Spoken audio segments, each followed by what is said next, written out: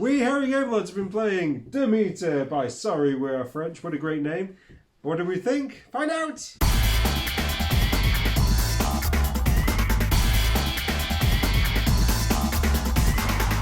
So, Slightly Beardy James here. Demeter is a game which is about dinosaurs. It's a game! First point, it's a game about dinosaurs in space. And I don't know why. It's about dinosaurs in space, and it is a flip and right.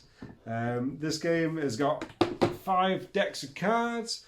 The blue deck, which is about people, the red deck, which is about science buildings, and so on. And these are going to be flipped over. You're going to be choosing one of those each turn, and then scrolling them onto your sheets. This is Dave's beautifully scrawled on sheet here. And essentially, you get to choose one of the 5 actions. Everybody else around the table gets to choose one of those actions at the same time. And then you get to do stuff based on what's on the cards and what's on your sheet. Crux of the game is you are trying to find dinosaurs or research dinosaurs. So here is a Triceratops. Here is a Tyrannosaurus Rex. Half of them is coloured in. And you're going to be finding the parts of those dinosaurs, and then you're going to be further researching them. So, for example, over here, Dave has been further researching his Triceratops and unlocking some extra stuff. And you're also going to be assigning your scientists. There's a little scientist in their research stations. You've got a research tracker up here, which Dave did not very much on. The magic of this game is everything is connected. So something that you do on one part will affect another part. And there's so much choice as to where you're going to be writing on your board. So we all got exactly the same cards, and we all chose completely different things. I have really enjoyed this game. This game plays from 1 players up to, I'm going to guess there's probably about 100 and something sheets in there. Let's say 100 players. And everyone can play. All you have to do is wait for the slowest player at the table. This game was actually not too hard to teach. A little bit tricky getting it from the rulebook on the first kind of like learn. But actually, we all got this game. We all managed to understand what was going on. And we all had a good time doing it as well. So I'll let somebody else tell you about what their thoughts are. But for me personally, I really enjoy this. If you're looking for an introduction to flip and rights or roll and rights, then this is a great one. Bearded Lady here, and I have to say that I'm not the world's biggest fan of roll and rights or flip and rights. Sometimes I find them too taxing on my small brain to really get enjoyment from. But having said that, this one I liked a lot. So on all of the cards, you've got very quickly you get used to the imagery on all of the cards. I like the way that there's the 5 different cards, and for us, it felt like initially, I don't know whether there's starting cards or anything like that, but at the beginning it felt like each coloured card did what that colour would usually do. And for me, starting off, that felt helpful. And then as it goes on, you've got cards like this. This is a blue card, but it's doing what the yellow card would do. And so on and so forth. So I was like, oh yeah, this is really cool. I like the way that everyone is playing at the same time, so there's no downtime. I mean, Peter Hip's the king. He was like off straight away. We were like, all right, calm down.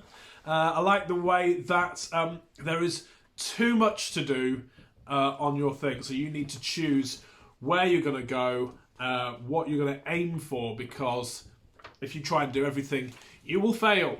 And yes, I thought I scored extremely well until James was counted up and he got 20 more points. But, you know, he had played it before, he knew where to go. So, and in that sense there, you know, there is that kind of thing of when you've played this a few times through, you can kind of school new people playing it. But it was a game that I really enjoyed playing and would love to play again. So in terms of it being a flip and right that I want to play again, that's a good one for me. So thumbs up for this Hairy Gag Lord. So, Pete the Hipster King with my thoughts on Demeter. I will show you. This was my thing. You won't put too much on there. That's the score. It was the lowest score in the game. I'm not gonna, but I still had a good time, which is always a sign of a pretty good good game for me. If you can lose and still enjoy it. I think the thing that I went wrong with on this is I focused on a couple of things early on and really went on after trying to finish those things off.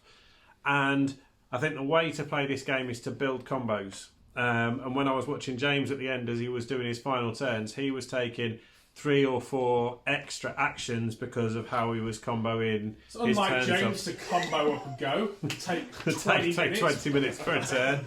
No way. So you kind of... The key things are, as you're getting your bonuses up here, that you're then using additional bonuses here to maybe move up here and get a bonus from here, and then get, there are buildings here which give you even more additional stuff. And then when you're working, say you're working with the scientists, you get those scientists, that gives you a bonus here, which will give you an additional bonus somewhere else. And you've got to work the combos. I kind of just went, I'm just going to fill in dinosaurs and try and get loads of dinosaurs filled in. Because I want to get the dinosaurs. Because if I'm the first to finish this set of dinosaurs, because I can see somebody's going after the really expensive one, I'm going to try and score 2 or 3 in the mid-range, and that should get me some good points. James had kind of said, 9 points, that's a good set of points for a thing. So I'm thinking I can get I'm on like 18, 20 points here. I must be doing well to start with. What he didn't tell me was all the additional points you get at the end can really multiply up, and I missed that bit. So I got the 4 dinosaurs here, got their arrows, and was able to get this D bonus, which basically at the top of somewhere on the table you're going to have this little thing out here, which tells you what your bonus is going to be if you manage to get various bonuses on your sheet. So A, B, and C are all filled out on your, what's the purple thing? Research. On your research track. D is filled out there, like I said. And at the start of the game, there are a number of these little tokens. They are double-sided, and you're going to randomly pick 4 to go across the top there. And then basically that will decide what particular score you're getting for those different bonuses. So I knew that for that D one, I was looking at getting as many different dinosaurs coloured in, and so I pushed for that at the end because I'd score the most out of the bonuses that I could get. Had I thought earlier in the game, I might have changed my strategy, which is what I think James did, and I didn't. So it's a nice little puzzle, this puzzle that you're all doing at the same time individually. So I suppose if you like a game with a lot of interaction, etc., you're not going to get it with this. It is kind of multiplayer solo, or multi-solitaire, but I really had a good time. Definitely worth checking out. Dave the Grumpy Grey here. Hi, Dave the Grey.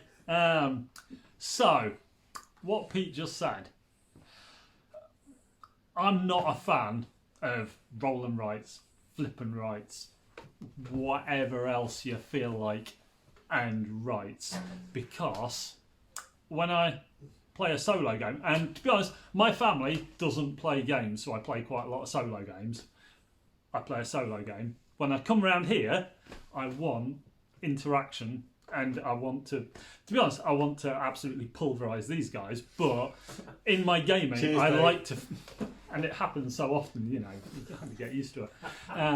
But when I play a game with other people, I want to feel like I'm playing a game with other people, not sitting there in my own little bubble. And to be honest, there were 4 of us, and whenever I play one of these, because James loves them, bless him, whenever I play one of these, it wouldn't matter if we were still in the middle of COVID lockdown and we were playing in 4 different houses, because the end result would be exactly the same. And I just don't feel that interaction across the table and talking to each other about stuff and feeling great because you've just managed to throw somebody off their carefully planned move by putting something down where they wanted to go, and you just don't get that. Having said that, I did get to colour in some dinosaurs. And as themes go, this is dinosaurs in space. The in space bit, other than a bit of blurb in the rulebook, was kind of weak. But dinosaurs. And to be honest, everybody loves dinosaurs. I can't remember where I read it, but one of the things that when you're a little kid, you run up to people and you go, "What's your favourite dinosaur?" And everybody has a favourite dinosaur. Now, James called it a Triceratops. Personally, I think it looks more like a Protoceratops myself. What do you think? Comments. Let's have an argument about whether that is a Triceratops or a Protoceratops. Because, yeah, it's dinosaurs. Everybody loves dinosaurs. I coloured in some dinosaurs, so actually, I enjoyed that bit. Wasn't really a game. You know, even the dog likes dinosaurs. So that bit I quite enjoyed. And, you know, it's quite clever, and I can see people that like puzzle games. It is very much, you might not be playing against other people, but the whole challenge of figuring out the best way to get maximum number of points, I can see the attraction from having played this. James won because he's played it like 3 times already, and he knows that if you do that and do that, you get a multiplier to do that, and that's why he won. But because it's a solo game that you may or may not play with your mates, that's how it works. And really, it is going to be a beat your own score down to experience and how you've worked out the puzzle. So I felt, you know, I got a fairly decent score first time round. If we played it again, I'd feel that I was playing against my last score rather than James, who's since played it 15 times and is that much further ahead in the figuring out the puzzle. Because it's not that sort of game, isn't that? It is a knowing how to play this particular thing and get your multipliers. So yeah, as a roll and write, that's probably the best roll and write that I've played. Possibly damning with faint praise, but the other thing is you get to colour in dinosaurs, and that is never a bad thing. So I'm going to give it half a thumb up. Oh, wow. Wow. Oh, my goodness. Hey, So, big spender. Hey, that is quite a positive review from me for a roll and flip and do something and write. So yeah, happy days. Dinosaurs, love them.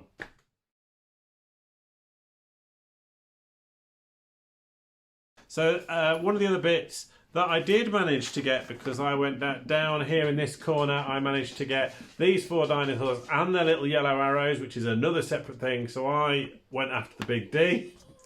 Oh!